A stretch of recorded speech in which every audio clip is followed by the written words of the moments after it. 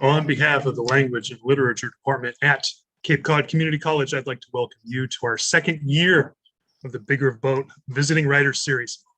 We hope these monthly readings with working authors will provide refuge from the storm and space for everyone in our community to sail the creative seas.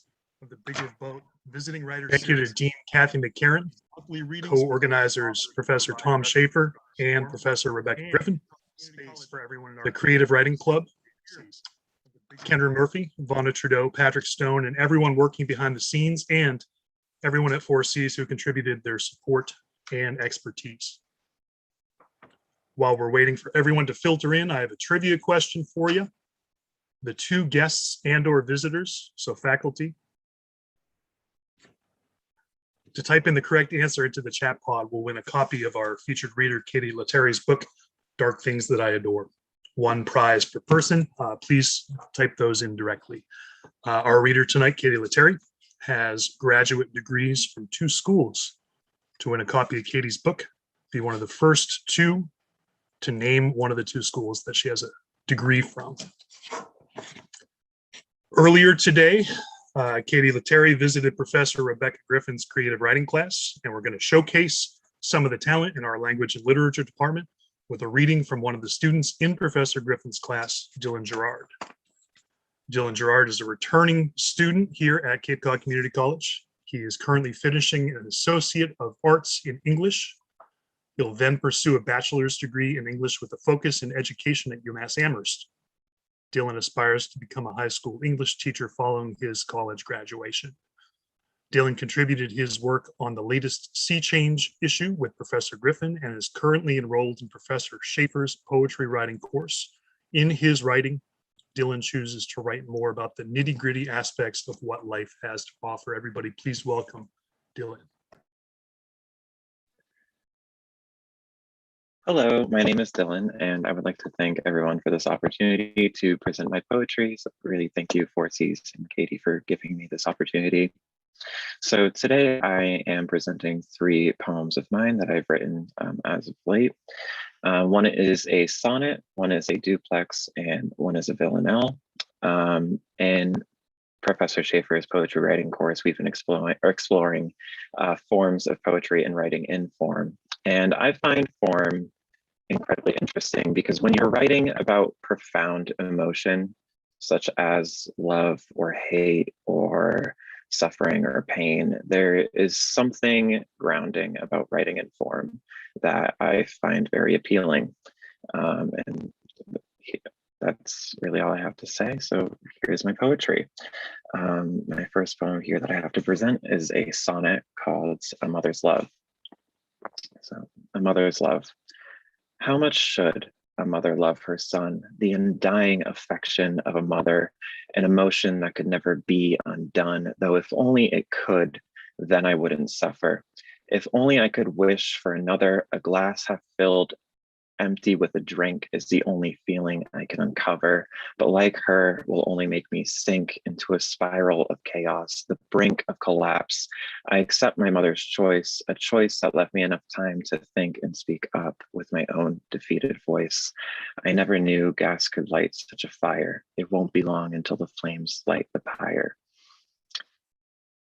All right, and next, I have my duplex, and for those who are unaware of what a duplex is, in Professor Schaefer's poetry writing course, we've been going over Jericho Brown, who's a contemporary poet, and he kind of broke the barriers of what a sonnet can do and formed his own form called a duplex. So this is my attempt.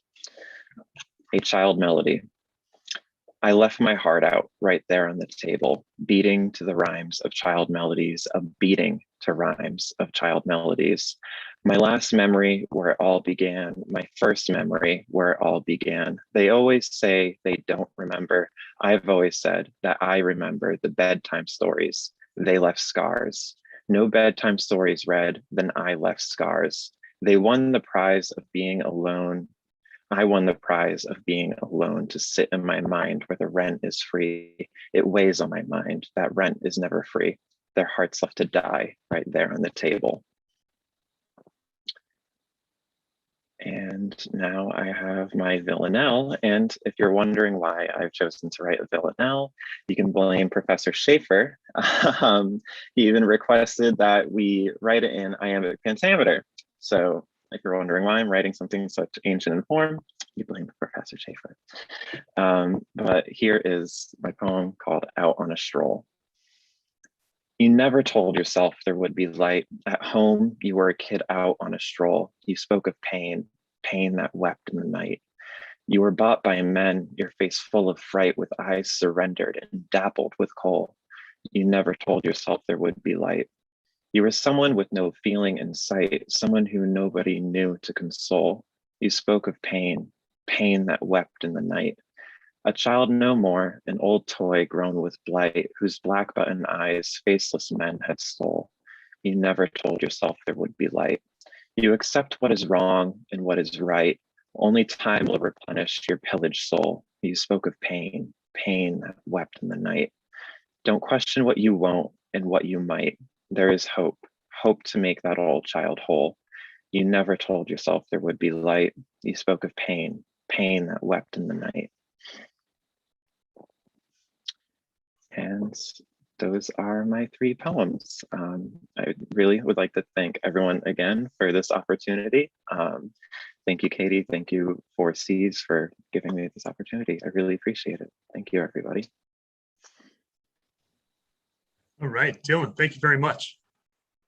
Congratulations also to Tessa and to James for correctly answering the trivia question. James, please type your address into the chat pod and I'll make sure the copy of Katie's book is sent to you.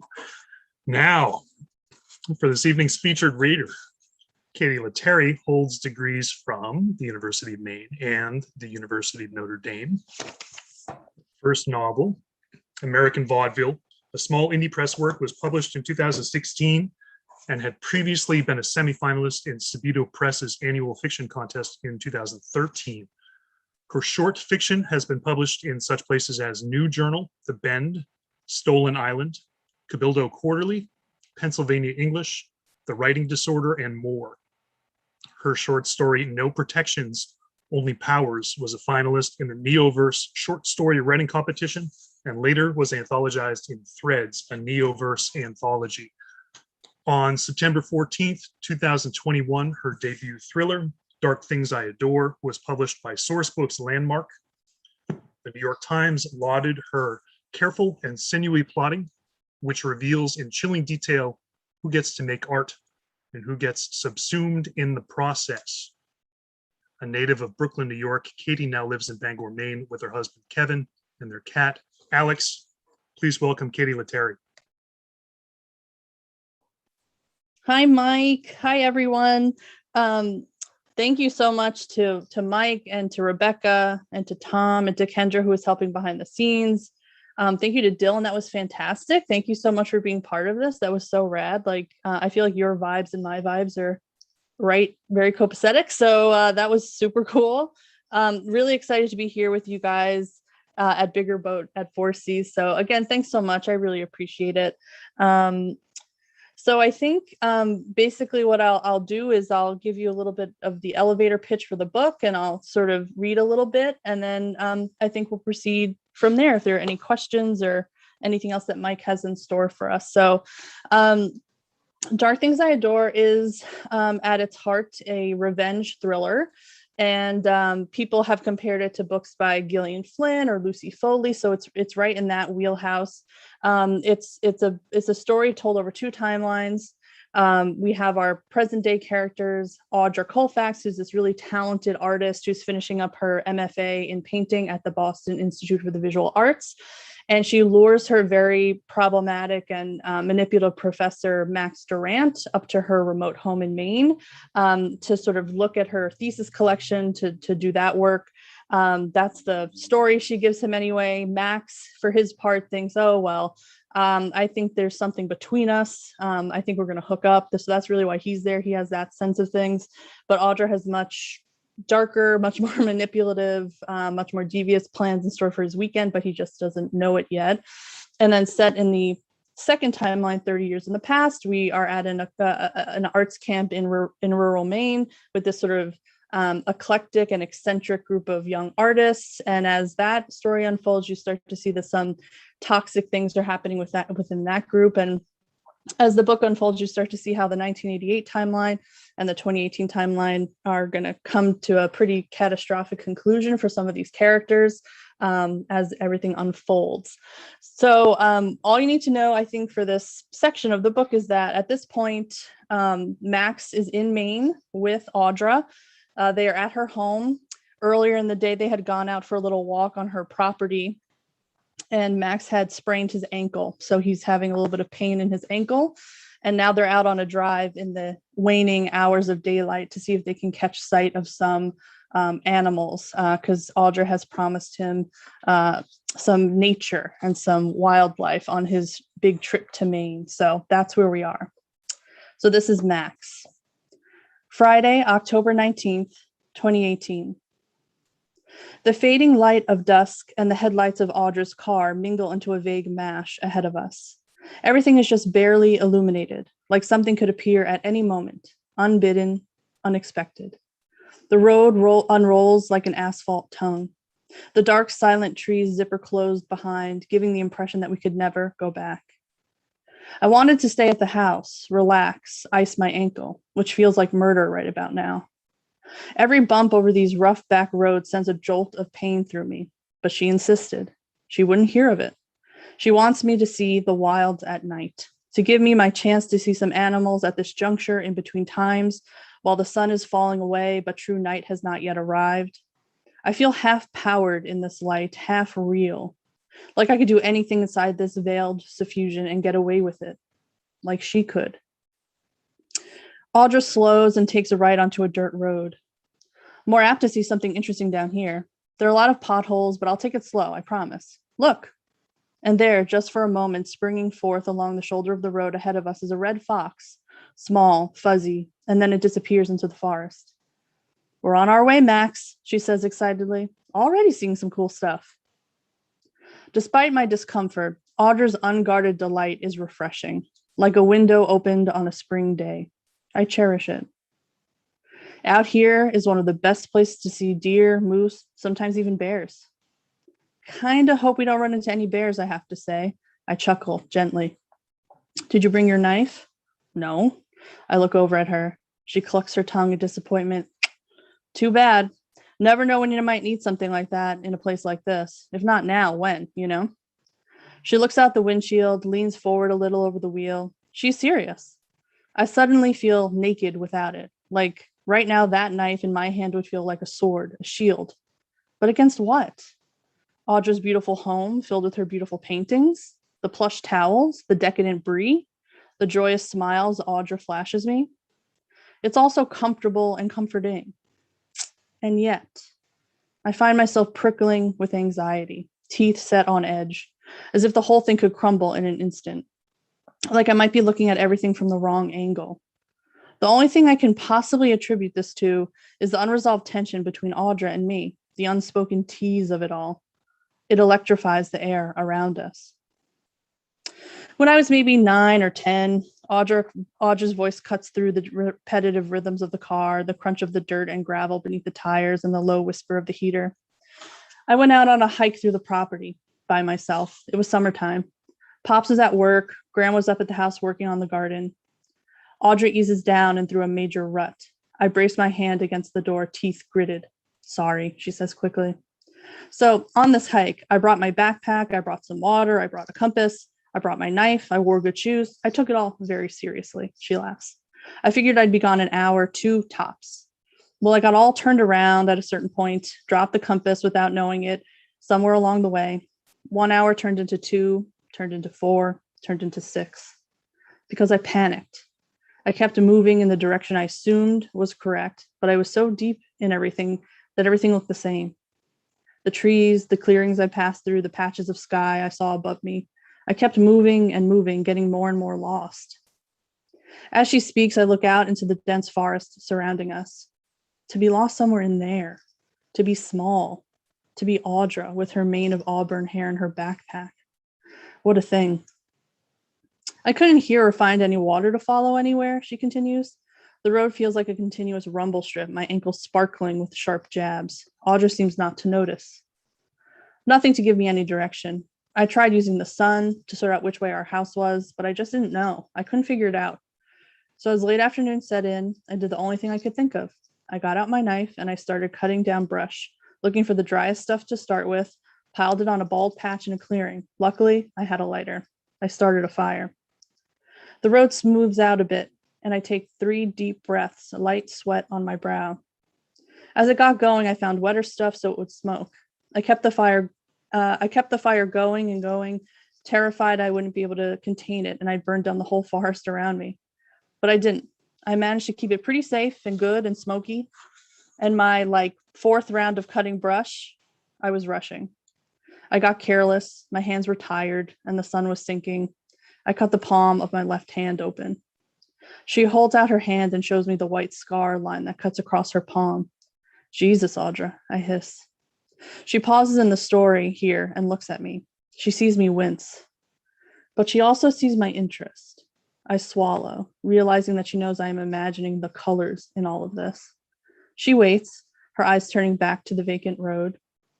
The gray-black smoke, the proud brown tree trunks, the evergreens, the trailing, failing light. She nods at my words. And then in all of this, the bright red blood, like a cardinal through the trees. My voice is almost a whisper, like the last remnants of light outside, barely there, hardly anything at all. It's so vivid in my mind, coming at me all at once, that I know it will be my next piece, that I must work on it once home. Maybe even sketch it out somewhere tonight before we go to bed so I don't lose it. I can see the heavy daubs of paint creating topographies of foliage and seaweeds, basils, pines, a pale young hand with a slash of ruby currant that splits the piece and the piece wide open. That's right. Her voice is gentle. A deep ripple of heat runs through my body. So I grabbed the spare pair of hiking socks I'd packed in my bag and tied one as tightly around my hand as I could to help staunch the bleeding. But it kept on bleeding, and it burned under the wool. Audra raises her arm suddenly and points through the windshield. I catch the blaze of tiny brown and white back legs as a rabbit vanishes into the depths of the woods on the left. About 30 or 45 minutes after I cut myself, I heard someone or something coming. Then I heard my name being called. It's Pops. He found me because of the smoke. I was 3 miles deep into our neighbor's land, only about 3/4 of a mile from a proper road, the one our driveway is on. She shakes her head at her younger self.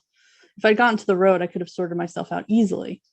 Pops took me to the hospital. I got stitches. I learned my lesson. Don't lose your bearings and always bring a knife. The knife saved me. It also harmed you. 2 evils. One is always the lesser. Her voice is quiet and sure, most of the time anyway. And I chalk that up to user error. I think of her left palm, that hand that has painted so many incredible things, that hand that rests so close to me in this car. I would like to grab it, seize it, kiss my way down the length of the scar.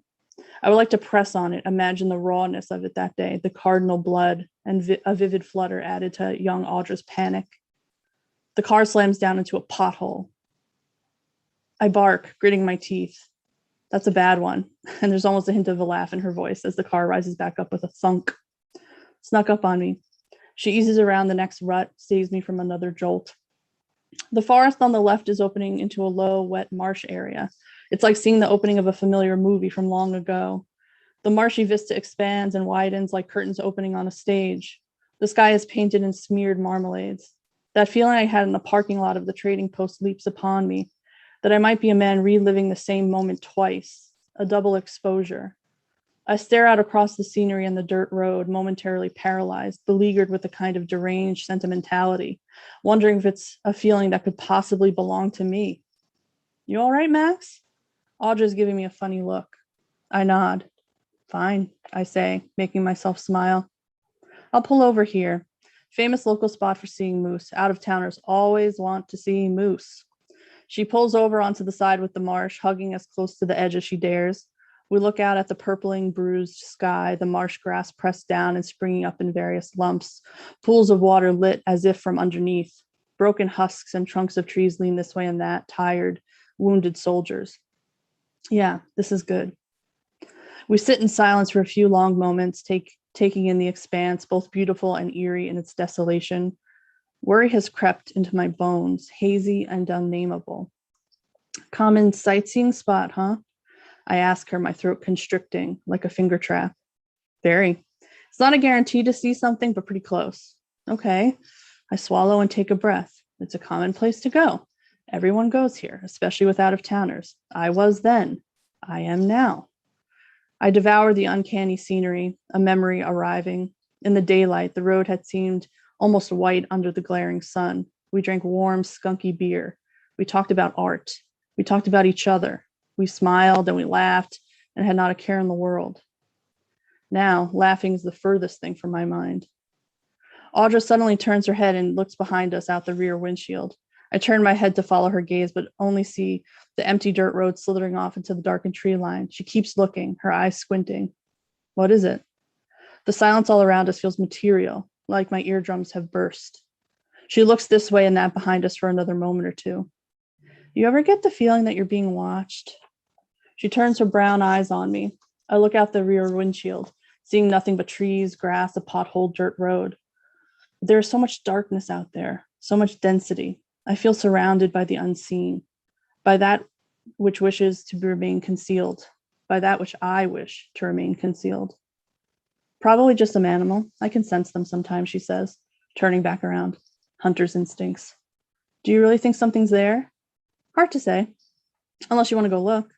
That hinky Colfax smile breaks on her lips. A dare. Not particularly, I reply, her beauty and magnetism distracting me from my low-level paranoia, my tender ankle. We are so alone out here. No one, it seems, for miles, just the sunset, the blank forest. I'd rather stay right here with you in your car. Suit yourself, Audra laughs. Her eyes fall upon the open marsh. They rest on the landscape lightly, as if the whole scene might be in soft focus for her. Quiet gathers between us.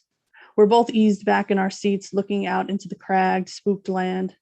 She, perhaps, really is looking for moose, deer, bear, rabbits, foxes. All I am doing is looking out into the rough landscape, the scene registering as an indiscriminate wash of colors and shapes, a melted watercolor, aware that I was a player on just such a stage before, but not inside a Volvo, on the hood of a truck, but a woman, yes, a sunset, yes. Thanks very much.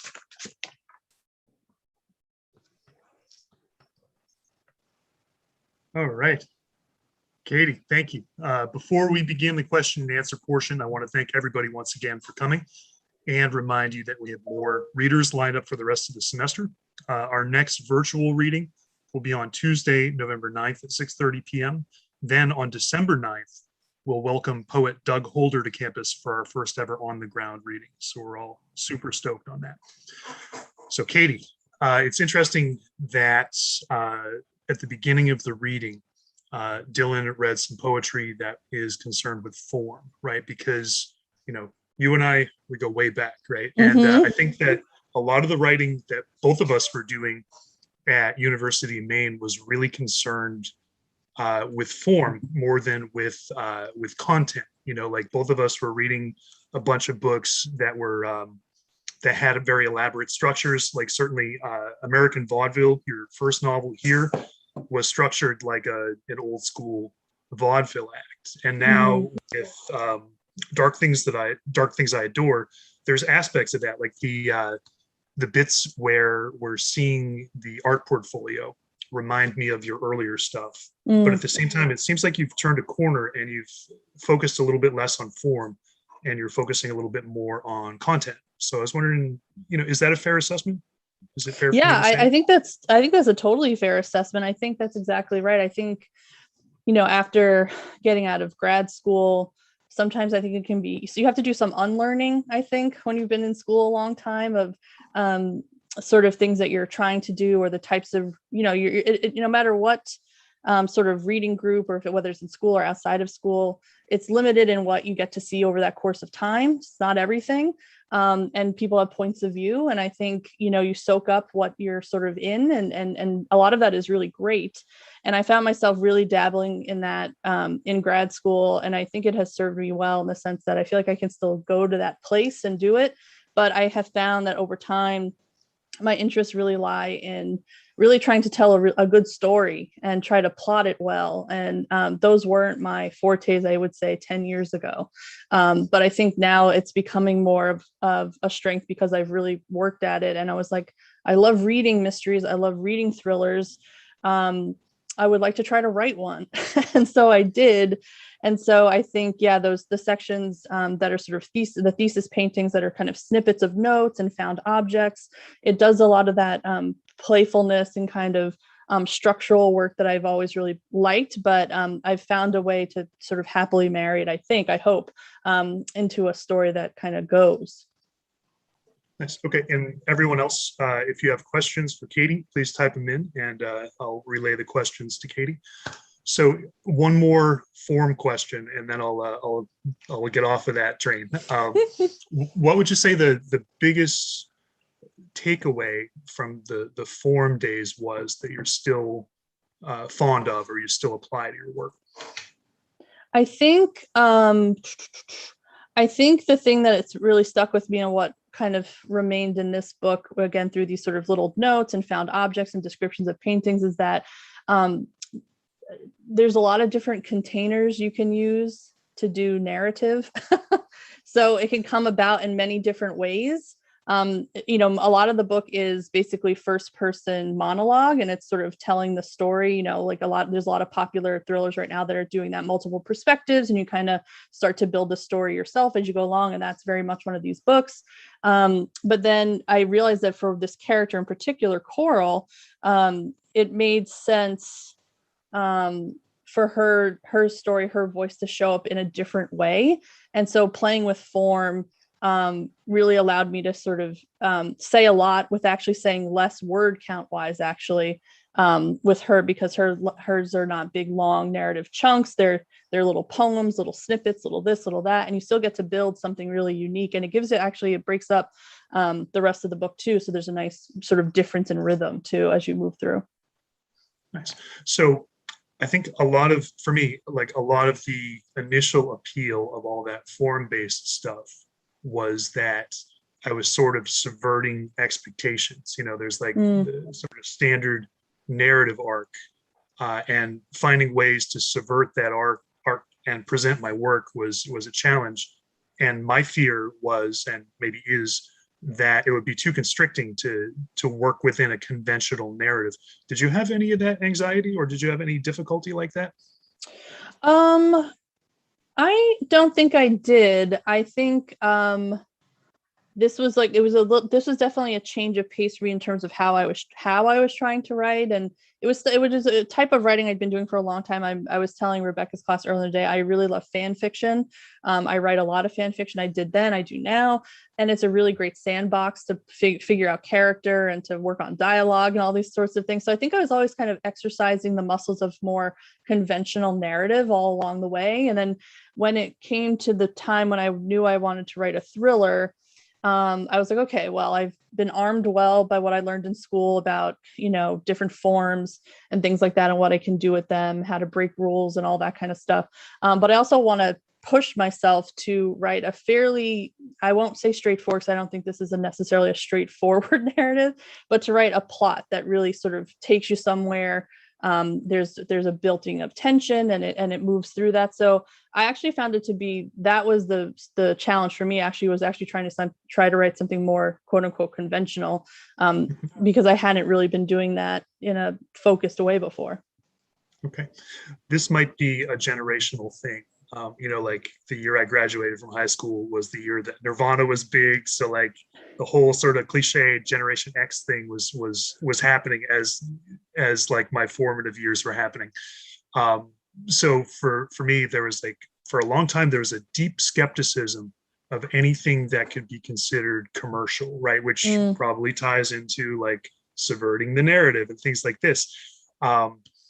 So I'm wondering how it felt, I guess, to make the jump from this, from American vaudeville to something more traditional, sort of like, do you have any generational baggage like that? I think technically you're a millennial and I'm Generation X. I think that's right. Yeah. I think that was a question. So there you go.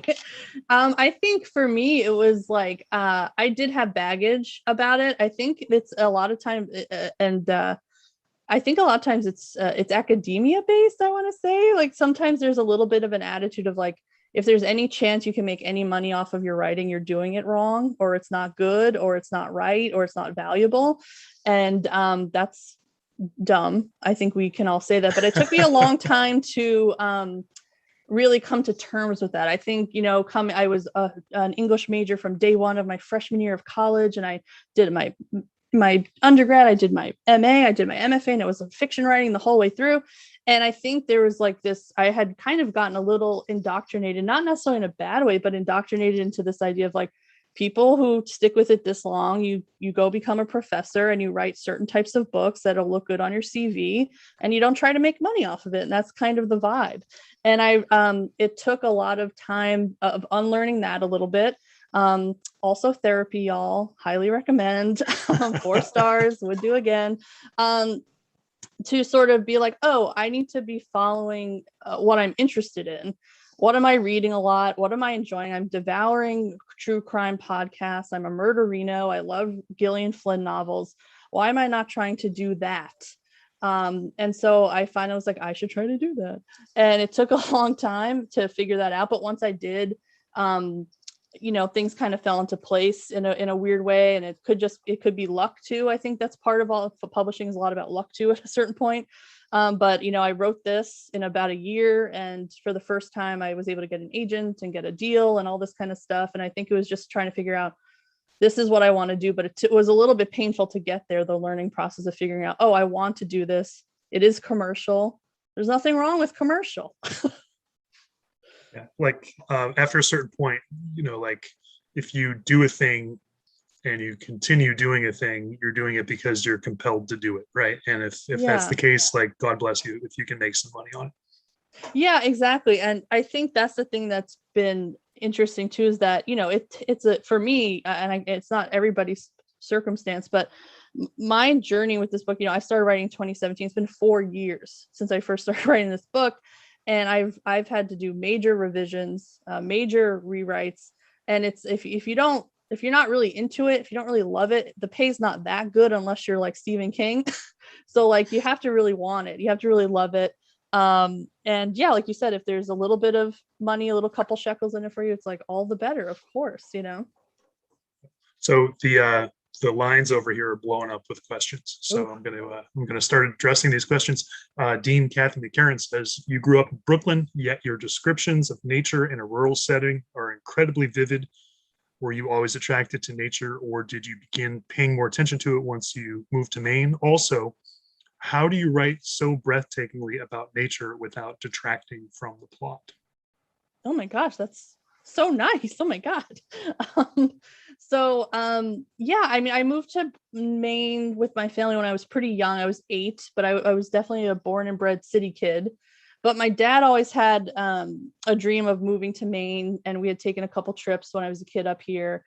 And finally they were like, hey, like, we can do it. We can actually move. And so we did. And so my parents were always into nature and have always been really great about being really sort of thoughtful and open to nature and this sort of passing of the seasons and all these sorts of things. And so I think I just got it through them. I don't think I'm a person who's naturally like, let's go camping, let's go hiking. I'm not that person, but I'm certainly a person, if you take me on a lovely scenic foliage drive in Maine and I can stop and get something to eat on the way, I'm your girl.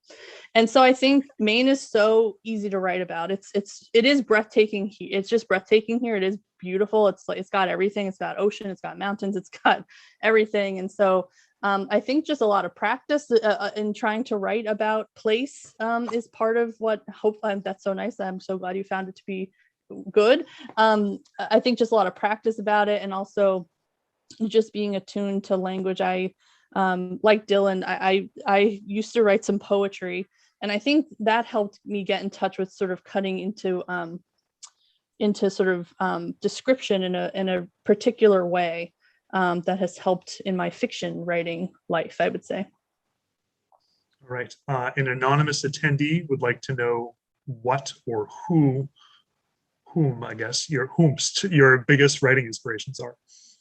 Oh gosh. Oh my gosh.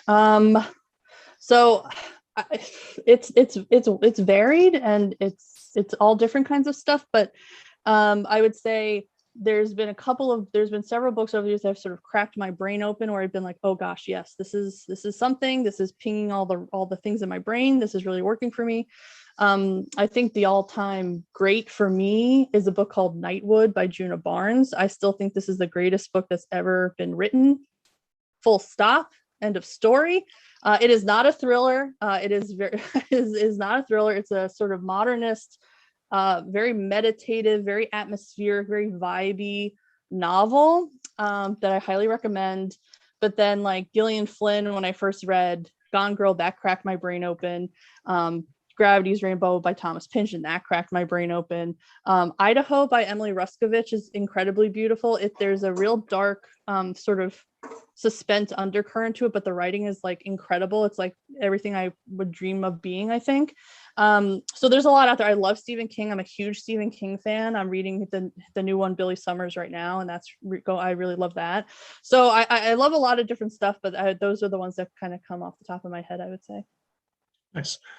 Rebecca Dion wants to know about when you wrote the book. Did you find yourself sort of asking, like, oh, what if I did this with characters? Or like, what if it had a twisting plot? Like, how did it happen? Yeah, so I was telling a little bit to Rebecca's class earlier in the day that when I first started writing the book, the dynamic was a little different in that the professor character was the one luring the student to their remote home. And that professor was going to have a very sort of like, need grisly inspiration to do their work. And then it was going to be the student having to fight their way out of that situation.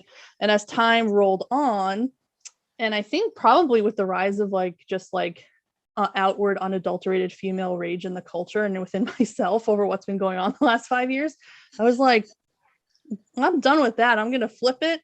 The female student is going to be the one who's in charge of this situation. She's going to be focused. She's going to be calculating. She's going to be cunning. She's going to be the one not on her back foot. And we'll see how that plays out. So that was a big change as I kind of kept writing. And then another big thing came in the form of feedback from my editor. When I first wrote the book, there was no 1988 timeline. There was no Juniper. And it was all in the present day. And I had mentioned in passing this little arts camp. And she said, what if you took us there? Like, what if there was a point of view from Lupin Val? And I was like, ew. And she was like, yeah.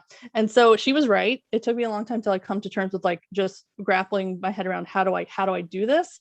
But then I did. I had to write 20,000 new words. I had to kick out 20,000 other words, which was really hard. But it all worked out in the end. There were tears. Yes. There was sobbing. Correct. But it happened. So it happens sort of organically. And also you're kind of sometimes directed by people who are good readers. Nice. All right. So Kathleen Clark is interested in your philosophy regarding getting bored or running out of steam with a scene that you're writing. So whether she wants to know if you move on to write a different part, or if you try and go back and remind yourself of what the goal of the scene is, or do you physically take a break, or all of the above, or none of the above? Yeah, so I'm very much like a take a breaker person. It doesn't work for me to keep ramming my head into the wall.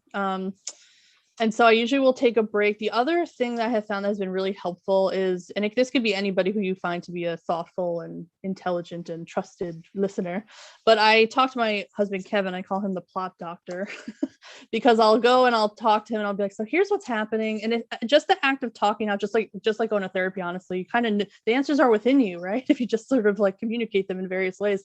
So talking about it out loud to someone, and they may say something and you're like, no, that's not right. And they may say, no, that's right. And kind of by the process of elimination, you start to figure out what you actually think is right to do. That's what I have found.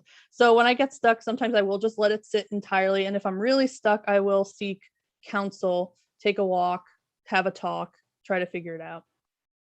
I should mention that the plot doctor is in house. So hello to Kevin, the plot doctor. What's up?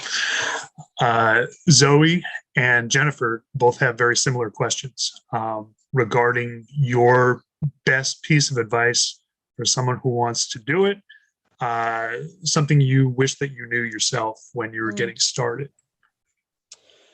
That's such a great question. I think a couple things. One is really do and follow and write the stuff that you really like to read. Do what you really enjoy, because no matter what, if it goes to get published or if it does go to get published, you're going to be with it for a long time.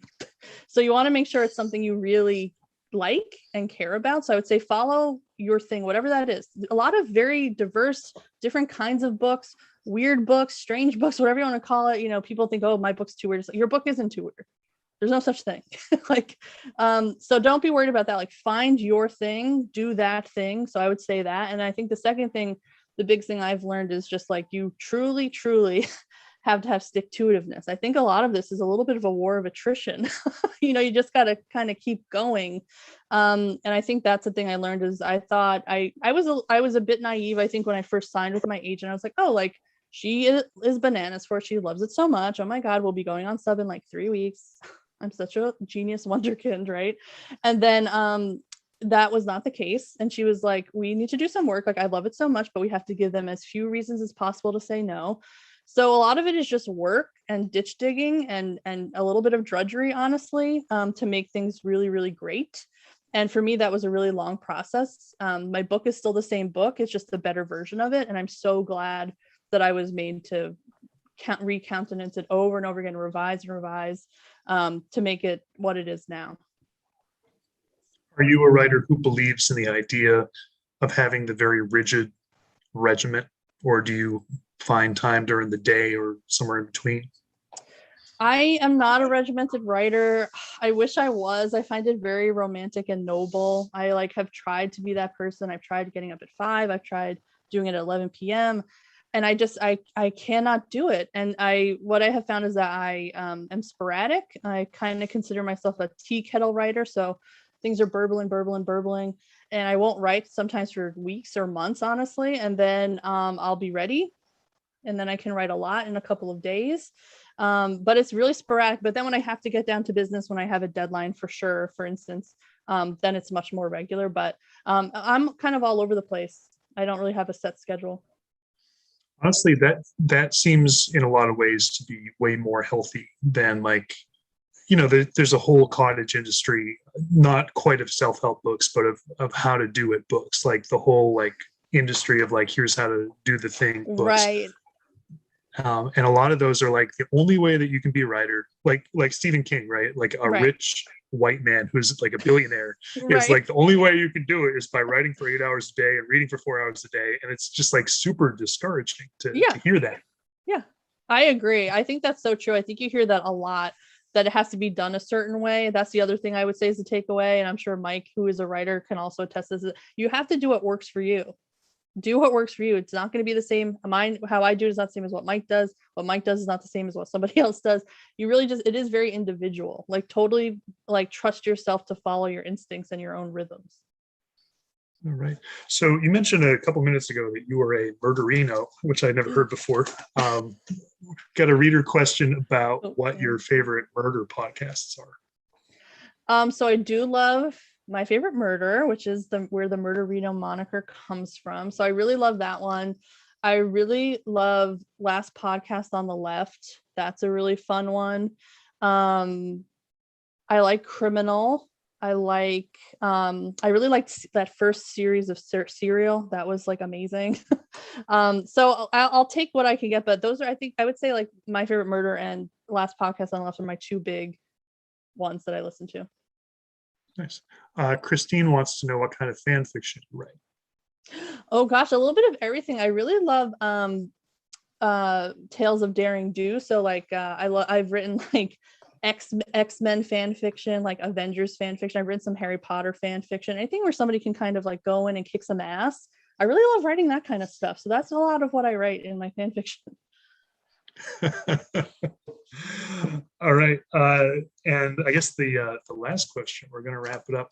One of the things I remember from grad school is the idea that you're finding influences in all these different areas, and then when you're doing your work, sometimes you have little homages to people, places, things that have influenced you.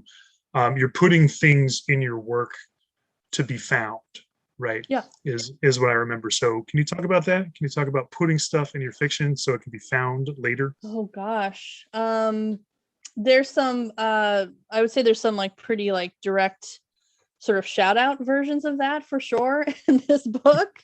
Mike and Beck get shout outs in this book, Our names are on a tree. Yeah. You guys are on like a love tree, when people carve their names into it.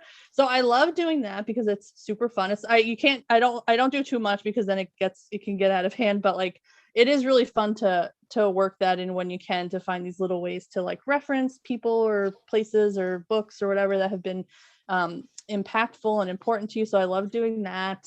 And then I think I think like every writer, you kind of work in little things that are kind of true to your life, things that kind of speak to you. So like I think there's a scene in the book where Audra is listening to Yo La Tengo like on her smart speaker, and it's like a certain register of like fall light, and I was like, oh, this is conjuring such like a specific like memories and sort of thoughts for me personally, so that's fun for me. So there's those little things in there, I would say, once in a while for sure. It's really fun.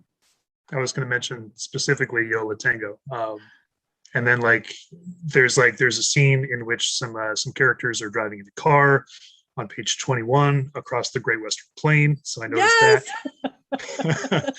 They're reading Trout Fishing in America, which both of us read. Yes. There's a shout out to Nathaniel West, who wrote Miss Lonely Hearts, which was in there. So it's fun, like putting stuff in your writing to be found. Little Easter eggs cool. is very fun.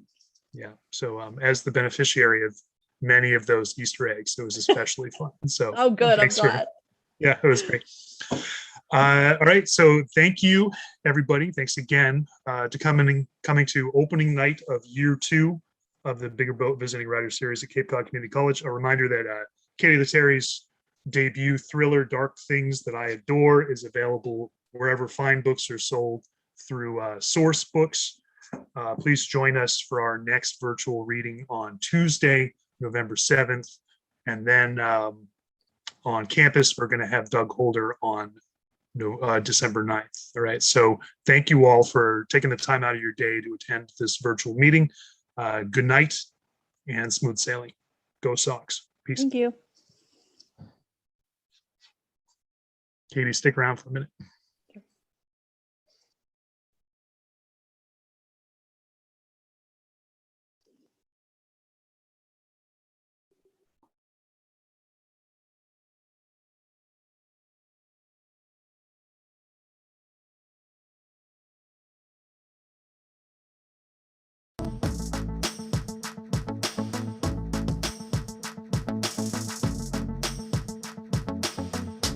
These are the funky jams.